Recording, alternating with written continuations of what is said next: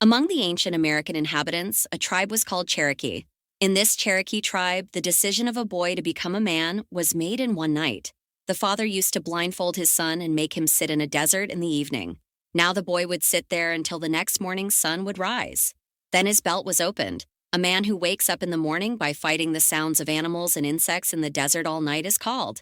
It is said that out of love for their children, the father often hides in an outhouse to watch over his child all night. But the child had to spend the night anyway. This was his test. Today's state of Oklahoma was once the stronghold of the Cherokee tribe. The Cherokees seemed very evil to the white race on this mineral-rich and fertile land. This greed and hatred made the Indian Removal Act approved by the white Americans in 1832, and then these tribes were exiled. The path through which they were migrating collectively is still called the Path of Tears.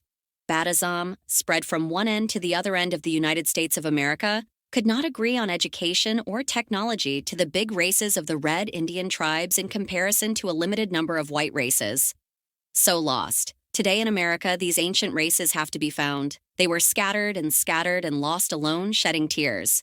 I wish Cherokee parents didn't blindfold their children. Then perhaps they would have learned to identify the enemies of their civilization.